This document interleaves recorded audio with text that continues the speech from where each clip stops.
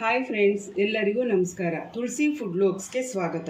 ಇವತ್ತಿನ ವಿಡಿಯೋನಲ್ಲಿ ಅವಲಕ್ಕಿ ಪೊಂಗಲ್ ಹೇಗೆ ಮಾಡೋದು ಅಂತ ತೋರಿಸ್ಕೊಡ್ತೀನಿ, ಬನ್ನಿ. ಒಂದು ಕುಕ್ಕರ್ ತಗೊಂಡಿದ್ದೀನಿ, ಅದಕ್ಕೆ ಎಣ್ಣೆ ಹಾಕ್ಕೊತಾ ಇದ್ದೀನಿ.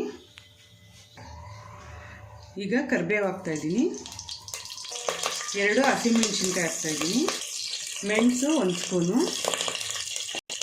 ಜೀರಿಗೆ 1 ಸ್ಪೂನು, ಸ್ವಲ್ಪ ಶುಂಠಿ, ಹೆಸರುಬೇಳೆ ಅರ್ಧ ಕಪ್ಪು. ಇದನ್ನು ಸ್ವಲ್ಪ ಫ್ರೈ ಮಾಡ್ಕೋಬೇಕು. ಹೆಸರುಬೇಳೆನ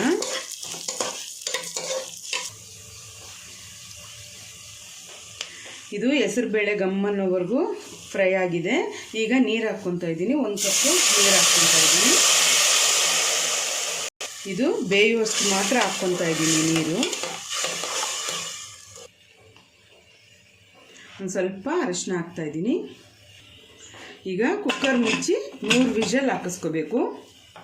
ಈಗ 2 ಕಪ್ಪು ಗಟ್ಟಿ ಅವಲಕ್ಕಿನ ತಗೊತಾ ಇದ್ದೀನಿ. ಇದನ್ನು ಚೆನ್ನಾಗಿ ತೊಳ್ಕೊಬೇಕು. ಕುಕ್ಕರ್ ತೆಗಿತಾ ಇದ್ದೀನಿ. ರುಚಿಗೆ ತಕ್ಕಷ್ಟು ಉಪ್ಪು ಹಾಕ್ತಾಯಿದ್ದೀನಿ, ಕೊತ್ತಂಬರಿ ಸೊಪ್ಪು. ಈಗ ಅವಲಕ್ಕಿ ಹಾಕ್ತಾಯಿದ್ದೀನಿ. ಇದು ಮುಳುಗುವಷ್ಟು ನೀರು ಹಾಕ್ತಾಯಿದ್ದೀನಿ. ಇದನ್ನು ಚೆನ್ನಾಗಿ ಮಿಕ್ಸ್ ಮಾಡಿಬಿಟ್ಟು ಕುದಿಯೋದಕ್ಕೆ ಬಿಡಬೇಕು. ನೋಡಿ ಫ್ರೆಂಡ್ಸ್, ಚೆನ್ನಾಗಿ ಬೆಂದಿದೆ. ಇದು ಇವಾಗ ರೆಡಿ ಇದೆ.